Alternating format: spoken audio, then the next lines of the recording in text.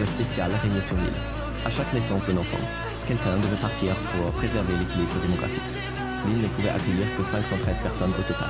Quand le grand-père vit son petit-fils naître en bonne santé, il n'hésita pas une seconde et sauta immédiatement. Il pensait ainsi que l'enfant pourrait grandir en paix. Mais à cet instant, le médecin annonça une nouvelle effrayante. La femme portait un second bébé dans son ventre. Une autre personne devait donc quitter l'île. La dirigeante de l'île convoqua aussitôt une assemblée. Certains estimaient qu'enfreindre la règle une fois n'était pas grave. D'autres s'y opposèrent fermement. Le monde extérieur était contaminé par un virus. Si les règles étaient brisées, tout l'ordre établi s'effondrerait. Ils mirent alors en place un système de points. Les bonnes actions rapportaient des points, tandis que les mauvaises actions en faisaient perdre. La personne ayant le plus faible score serait sacrifiée. Un jeune garçon découvrit qu'il était 3e sur la liste des derniers. Il paniqua sur le champ, mais son ami le réconforta. Il lui expliqua que sa mère, la dirigeante, pourrait les protéger. Le lendemain, la dirigeante révéla en secret à l'ami de son fils comment gagner des points. Elle lui conseilla de distribuer des pommes. Il gagna aussitôt 10 points et sa position s'améliora.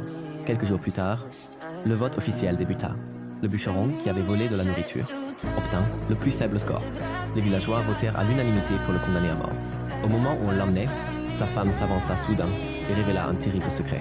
Elle accusa le fils de la dirigeante de l'avoir emmené dans une pièce sombre et de l'avoir agressé. Elle affirma qu'il menaçait de réduire sa ration de nourriture si elle refusait ses avances. Personne ne la crut d'abord. Mais rapidement, d'autres femmes prirent la parole et racontèrent la même chose. Le garçon, terrifié, courut vers sa mère. Elle la supplia de le protéger. Face à la foule en colère, celle-ci ne put dire un seul mot. Le résultat du vote changea complètement. Plus de 400 personnes levèrent la main pour demander la mort du jeune garçon. Il devint la nouvelle victime, désignée.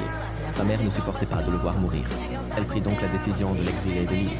Le monde extérieur étant infesté d'un virus mortel, tout le monde approuva ce choix. Des gardes lourdement armés l'escortèrent hors de l'île. Avant de partir, il cassa même le nez du bûcheron sans aucun remords. Quand il parvint enfin dans le monde dévasté à l'extérieur, la peur le submergea.